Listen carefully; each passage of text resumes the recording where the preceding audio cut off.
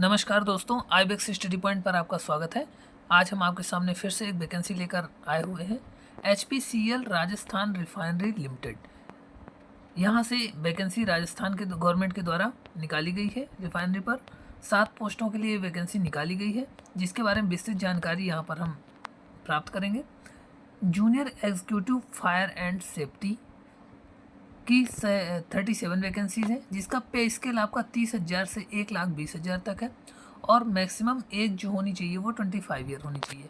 Junior executive mechanical के लिए 4 post हैं, 25 ईयर मैक्सिमम एज है और इनका भी पे स्केल 30,000 से 1,20,000 है। असिस्टेंट अकाउंट्स ऑफिसर के लिए 2 वैकेंसी हैं, 40,000 से 1,40,000 है, maximum age 25 year. Assistant engineer chemical के लिए भी 12 वैकेंसी और पे स्केल 40 से 140 का है और 25 मैक्सिमम एज है। इंजीनियर मैकेनिकल के लिए 14 पोस्ट है और 50,000 से 1,60,000 का पे स्केल है। इसके अलावा मिनिमम एक्सपीरियंस आपको 3 साल का होना चाहिए और मैक्सिमम एज जो है वो 29 ईयर है। इसके अलावा इंजीनियरिंग केमिकल प्रोसेस में 27 वैकेंसीज़ हैं, 50,000 से 1,60,000 है, 3 ईयर का एक्सपीरियंस और 29 ईयर आपको मैक्सिमम एज होनी चाहिए। इंजीनियर फायर एंड सेफ्टी के लिए 4 वैकेंसीज़ हैं, 50,000 से 1,60,000 का पे स्केल है, 3 ईयर का एक्सपीरियंस और 29 ईयर मैक्सिमम एज होनी चाहिए। टोटल वैकेंसी सब मिला करके 100 वैकेंसीज यहाँ पर निकाली गई हैं। इंपॉर्टेंट डेट्स की बात कर लें तो 5 सितंबर 2024 को फॉर्म ओपन हो चुका है और 4 अक्टूबर 2024 को यह फॉर्म क्लोज हो जाएगा। तो जिसको भी भरना है वो इन डेटों के बीच में अपना फॉर्म फिलअप कर लें। एलिजिबिलिटी के संबंध में कहें तो एलिजिबिलिटी के लिए देखिए पोस्ट वाइज अलग अलग एलिजिबिलिटी यहाँ पर दी गई है।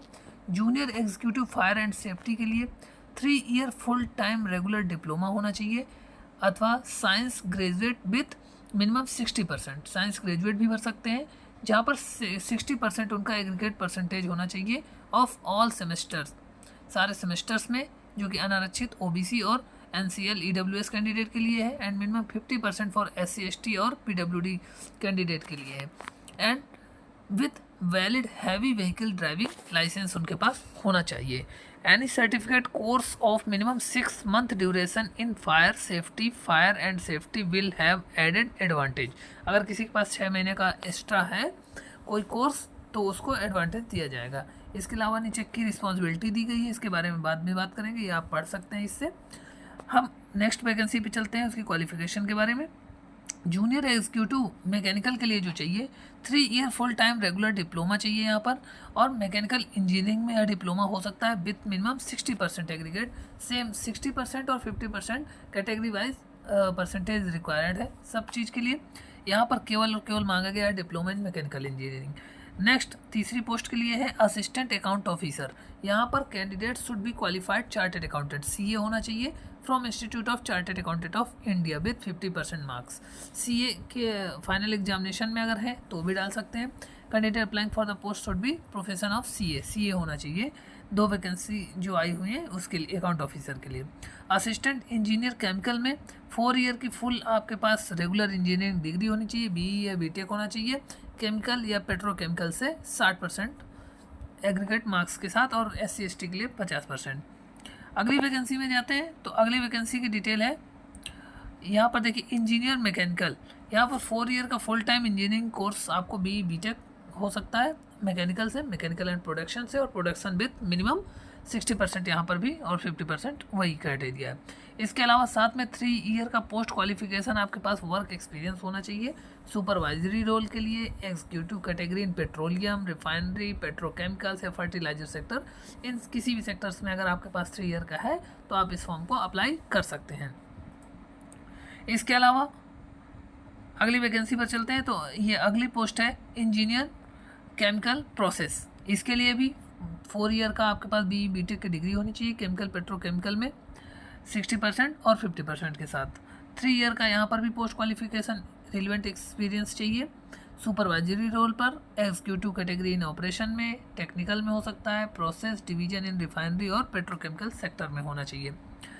इसके अलावा नेक्स्ट जो है लास्ट है इंजीनियर फायर एंड सेफ्टी।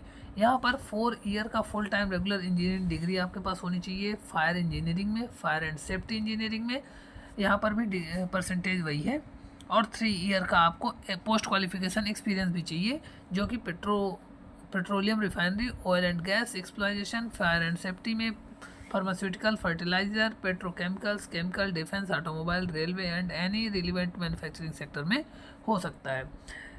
और इसके अलावा और भी एरिया दिए गए हैं। यहाँ पर आपका एक्सपीरियंस अगर है तो आप इन फॉर्म को फिलअप कर सकते हैं। इसके अलावा जो अप्रॉक्स आपका सैलरी रहेगी वो 7 लाख से 7.83 लाख है जूनियर एग्जीक्यूटिव के लिए, असिस्टेंट इंजीनियर के लिए 10.44 लाख और इंजीनियर के लिए 13.05 लाख। ये आपका CTC है। इसके अलावा अन्य पूरे इंडिया पर प्लेसमेंट कहीं भी हो सकता है। शॉर्ट लिस्टिंग का जो मेथड है वो जनरल एप्टीट्यूड का टेस्ट है। यहाँ पर देखिए CBT होगा, स्किल टेस्ट होगा और पर्सनल इंटरव्यू होगा। तो इस तरह से एग्ज़ाम लिया जाएगा, तब इस पर होगा आपका सिलेक्शन होगा। ये अन्य क्राइटेरिया आप देख सकते हैं। मैं इसको थोड़ा रोल आउट कर देता हूँ।